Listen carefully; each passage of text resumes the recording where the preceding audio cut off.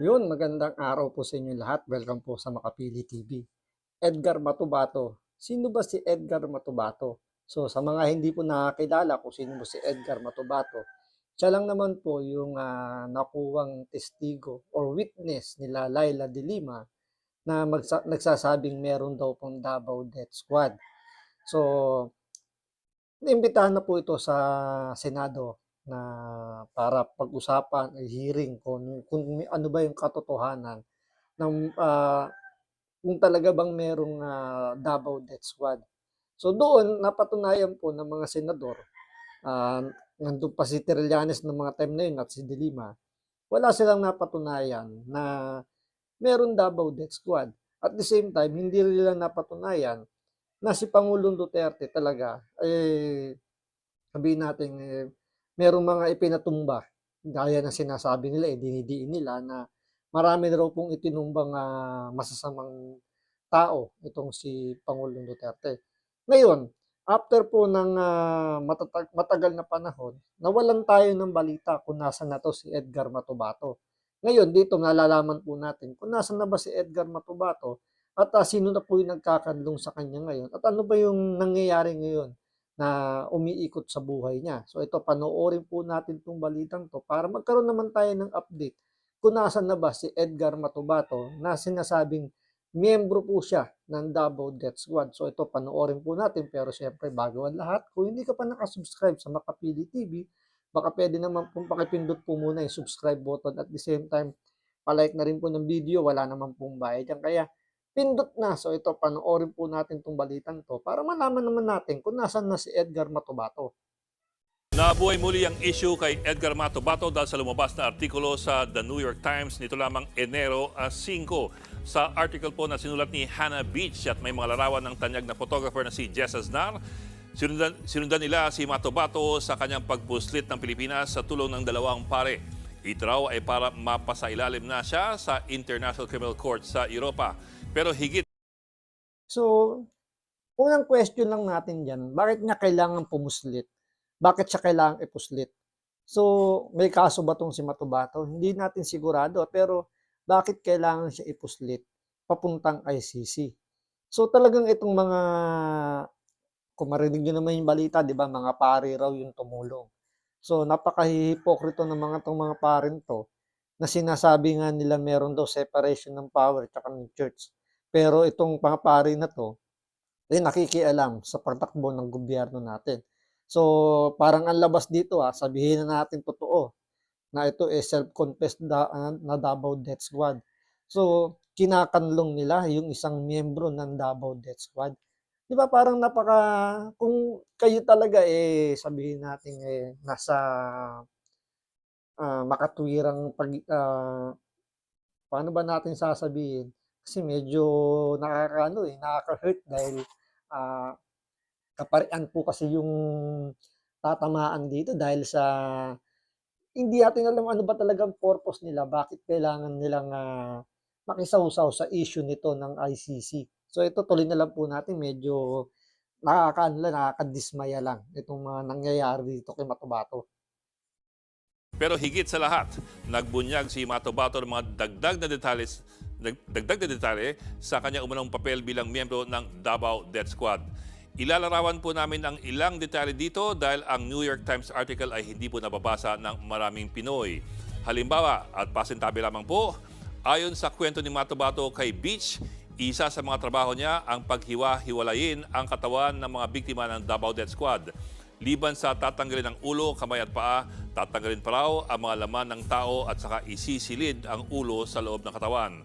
Dagdag pa niya, tinatanggal niya ang mga tainga na walang totoong dahilan. Pero pag nagsimula na raw siya, dire-diretso na. Pasintabi rin po. So dun pa lang medyo sa tingin ninyo nasa katinuan ka ba na kung ikaw isang matinong tao, makakaya bang gawin yun? Considering sinasabi niya miyembro siya ng Davao Death Squad ni Pangulong Duterte. Nooy Mayor Duterte ng Davao.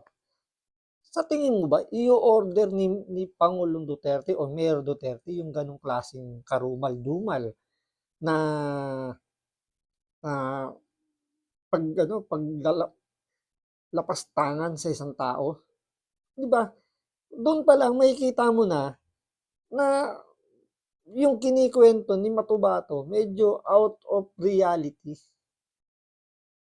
Sa palagay ko lang, ang makakagawa lang ng mga gano'ng klaseng bagay, ay yung mga taong talagang wala na sa tamang katinuan o yung mga talagang gumagamit ng illegal na droga kapag sila, bangag na bangag na, 'di ba? Yan lang usually nangyayari, 'di ba, sa mga kanayunan, mga malalayong probinsya, kapag yung suspect, talagang aning na, nakakagawa lang ng gano'ng klaseng, krimen.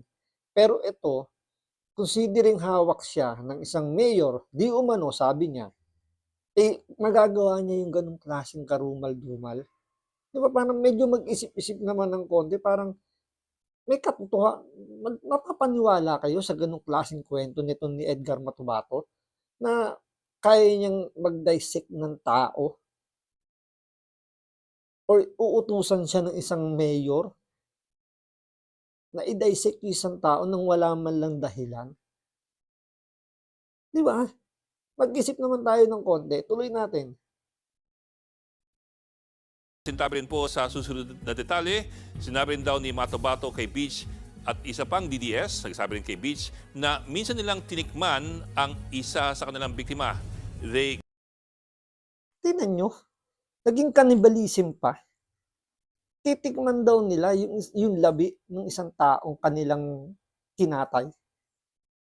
Nasa tamang katunuan ba yung ganitong klaseng tao na kukunin mong witness at pinaniniwalaan naman nila Laila de Lima?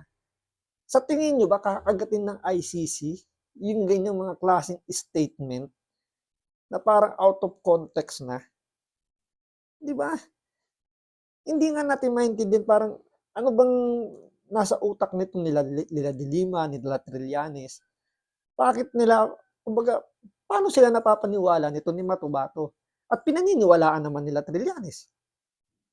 Siguro pare-parehas silang takbo ng utak, parang mga high na kung saan sila na-high. Siguro talagang dahil sa pagkaka-obsess nila kay Pangulong Duterte, na-high na sila kung ano na mga naiisip nila para lang maidiin nila si Pangulong Duterte.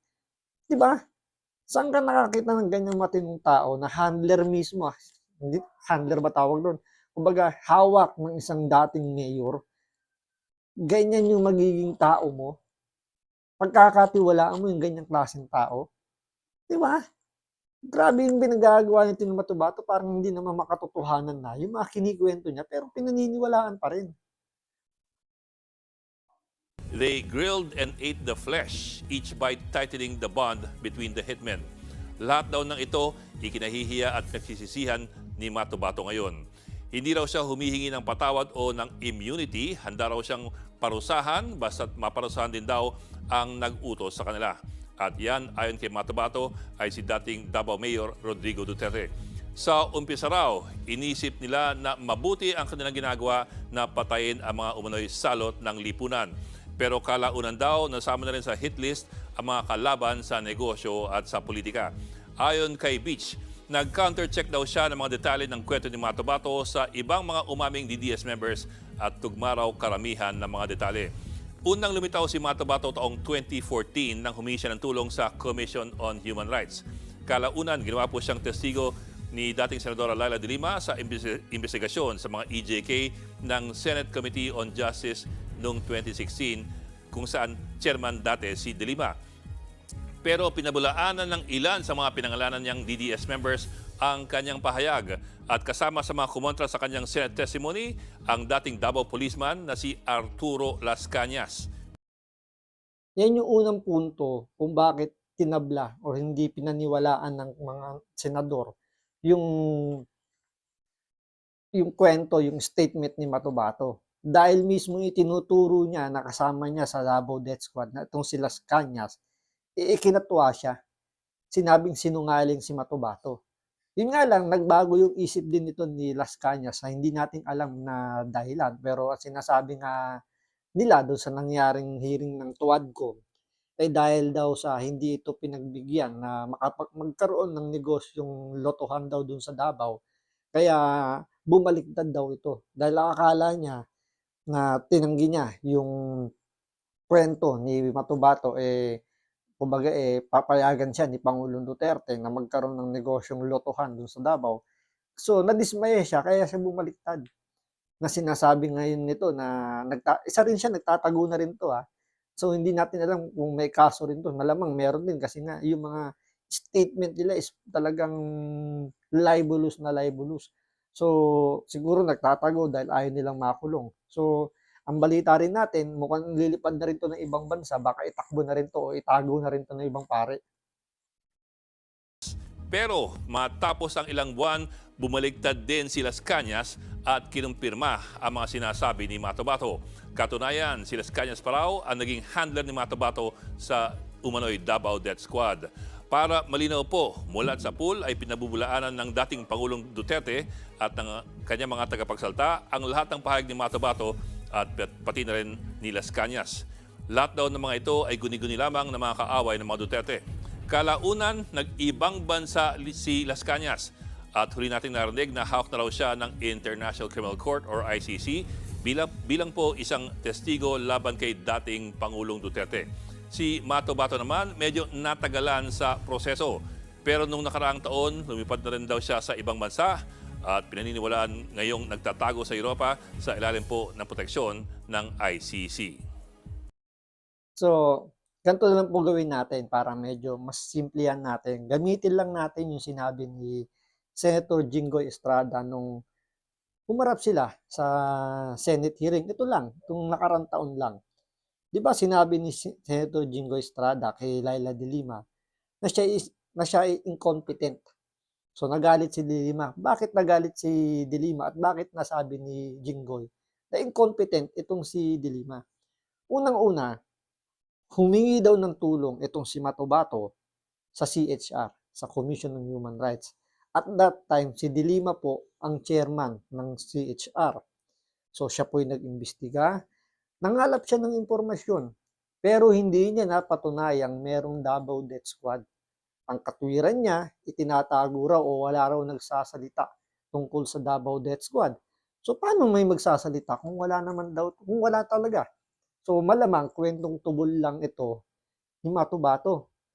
Ngayon, pagkatapos ng CHR, itong si De Lima, naging DOJ Secretary. So mas malaki na yung hawak niyang posisyon.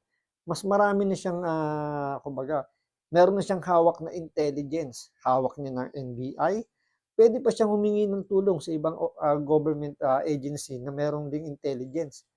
Pero wala siyang nakuhang report na may katotohanan yung Davao Death Squad. Considering nga hawak niya ng NBI, DOJ Secretary na siya, napaka-powerful na yung position niya, sabi nga ni Senator Jinggoy Estrada. Pero wala pa rin siyang napatunayan tungkol sa Davao Death Squad. At ito pa ang pinakamasama, naging senador pa siya nung mga panahon na yan. Hindi pa presidente si Pangulong Duterte. Pero anong nangyari? Wala pa rin. So incompetent nga yung sinasabi ni Jinggoy na incompetent ito si de Lima, mukhang totoo. Dahil nga sa haba-haba at sa laki ng posisyon, bigat ng kanyang posisyon, wala siyang napatunayan tungkol sa Davao Death Squad. So paano pa natin pagkakatiwalaan yung mga pinagsasabi nila kung yung mga nag-iimbestiga o yung may hawak mismo na mag-iimbestiga, walang nakakuwang report tungkol sa Davao Death Squad. Ano pa yung sinasabi lang katotohanan na sinasabi nito ni Las Cañas at ni Matobato? Diba? Isipin niyo po yun. Ikaw na mismo yung may hawak ng Department of Justice. Naging CHR chairman ka. Wala ka nakuwang report kahit ano. Napakahina mo namang nilalang, di ba? So, tingnan natin kung anong mangyayari dahil sinasabi nila, December daw, ilalabas yung warrant ni Pangulong Duterte sa ICC. Pero anong nangyari? Mukhang papasok na yung February, wala pa rin po. So, abangan natin. So, maraming salamat sa panonood. Ingat po kayo lagi. God bless.